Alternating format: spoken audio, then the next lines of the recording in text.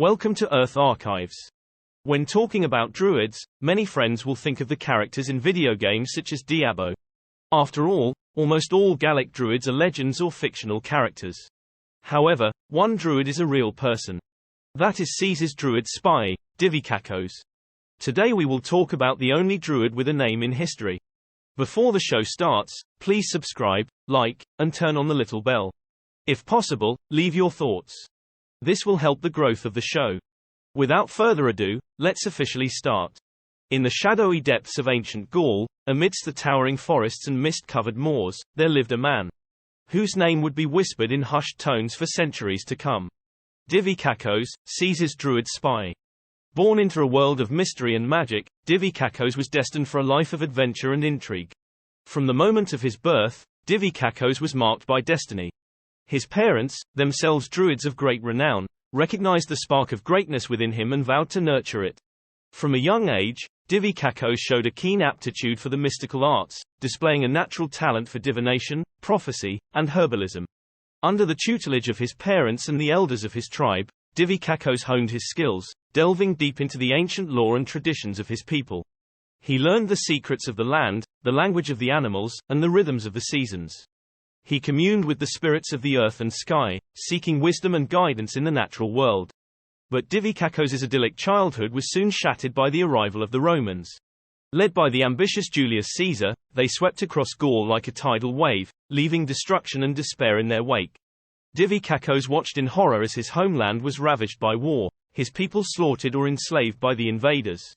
Faced with the overwhelming might of the Roman legions, Divikakos knew that he had to act.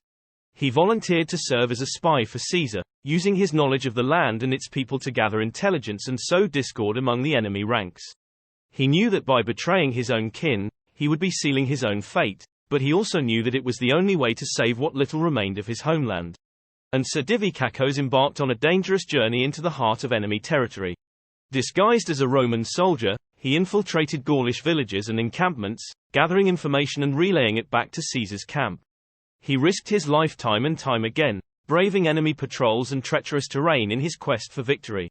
But even as he served Caesar, Divikakos remained haunted by the specter of betrayal. He struggled to reconcile his loyalty to his people with his loyalty to Caesar, torn between duty and honor, between love and loyalty. He knew that his actions would bring suffering and death to his kinfolk, but he also knew that they were necessary to save Gaul from the ravages of war. As the conflict between Caesar and the Gauls escalated, Divikakos found himself caught in the crossfire. He witnessed firsthand the horrors of battle, the bloodshed and brutality that tore families apart and laid waste to the land. He saw friends and comrades fall in combat, their lives snuffed out in an instant. But amidst the chaos and carnage, Divikakos remained steadfast in his resolve. He continued to serve Caesar faithfully, using his knowledge of the land to guide Roman forces to victory after victory. He became a trusted advisor and confidant to Caesar, offering sage counsel and strategic insight in times of crisis. But even as he served Caesar, Divikakos could not shake the feeling of guilt that gnawed at his soul. He knew that he had betrayed his people, and he longed for redemption. He sought solace in the ancient rites and rituals of his people, hoping to find forgiveness in the eyes of the gods. As the war drew to a close and Caesar emerged victorious, Divikakos found himself at a crossroads. He knew that he could not return to his people, not after all that he had done. And so he made the decision to leave Gaul behind and seek a new life elsewhere. He traveled far and wide, wandering the ancient lands of Europe in search of redemption. He sought out the wise men and women of the world, learning from them and seeking their guidance. He became a wanderer, a seeker of truth and wisdom in a world torn apart by war and strife. But even as he journeyed, Divikakos could not escape the specter of his past.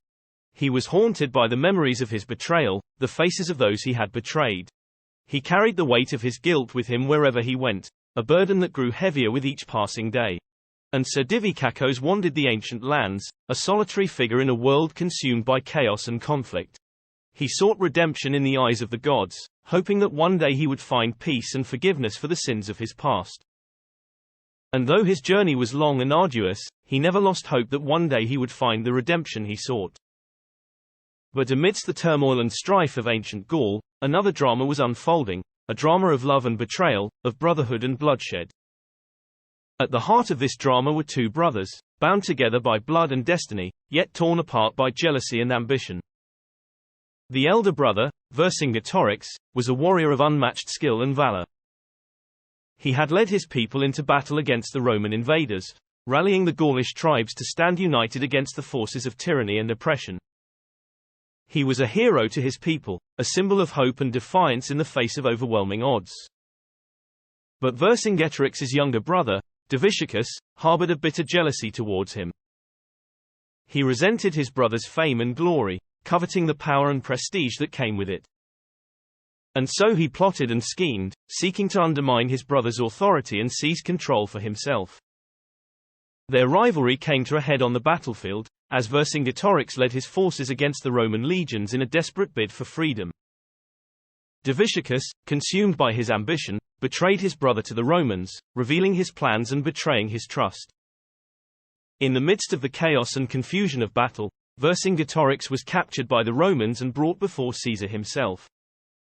In a cruel twist of fate, it was Diviciacus who stood by Caesar's side, watching as his brother was dragged away in chains. As Vercingetorix languished in captivity, Diviciacus was consumed by guilt and remorse.